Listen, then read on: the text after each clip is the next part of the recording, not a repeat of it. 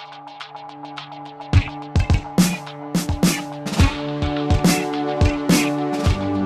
2026 World Cup is only a few days old, but one thing has already caught my attention. Asian teams are refusing to be pushed around. Hello and welcome to Sideline Story. I'm Tian Yu.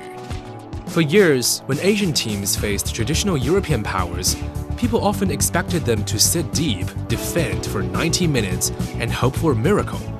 But what we have seen so far on the tournament is very different. These teams aren't just surviving anymore. They're competing and they're playing with confidence. And in some cases, they're actually looking better than the big European names. And let's start with Japan's 2-0 draw against the Netherlands. Honestly, this result surprised me. When you look at the Dutch lineup, you're talking about a defense packed with quality and physicality. Virgil van Dijk, Mickey van de Ven, Denzel Dumfries, Ryan Gravenberch, and Frankie de Jong. These are players from some of the biggest clubs in Europe. You don't usually see a defensive unit like that getting pulled apart. And yet, Japan managed to do it twice. What's even more impressive is how they did it. This wasn't a lucky smash-and-grab performance. Japan combined beautifully in small spaces, their movement off the ball was excellent, and every time they attacked, you could see 2 or 3 players immediately supporting each other. And when they went behind, they never panicked, but instead, they stayed organized, kept pressing, and kept running. The Netherlands scored through Van Dijk and then through Somerville later in the second half, but Japan kept finding answers. Their equalizer from a corner late in the game was especially remarkable.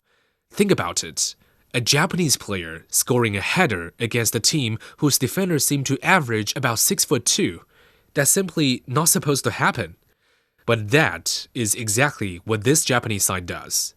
They don't care about reputations. They trust their system. And what impressed me most wasn't even the scoreline. It was their discipline, their shape, and their stamina. Even in the final minutes, they were still pressing together and moving as a unit. And you should consider the fact that this is a team that was missing several key players, including Kaoru Mitoma with Brighton and Wataru Endo with Liverpool, and they still went toe-to-toe with one of Europe's traditional powers. That is incredible. And then we move to Australia's 2-0 win over Turkiye. I think Australia might be one of the most underrated teams in world football. If you compare squad values, the gap is huge.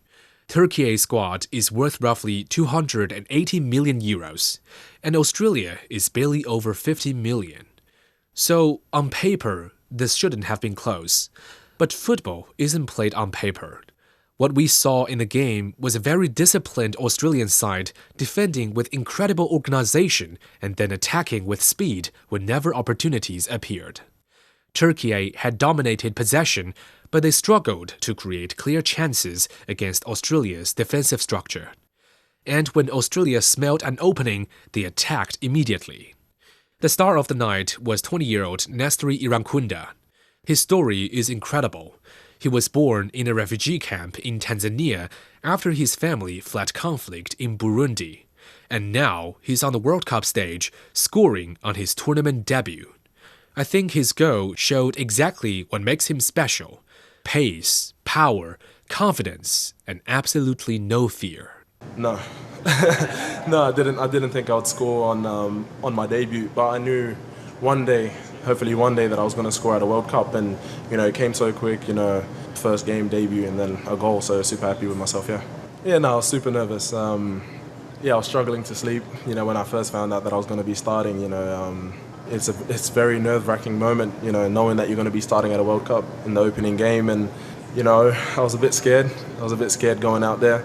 Here's this young player who just scored on the biggest stage in football, and he admits he was nervous and scared before the game.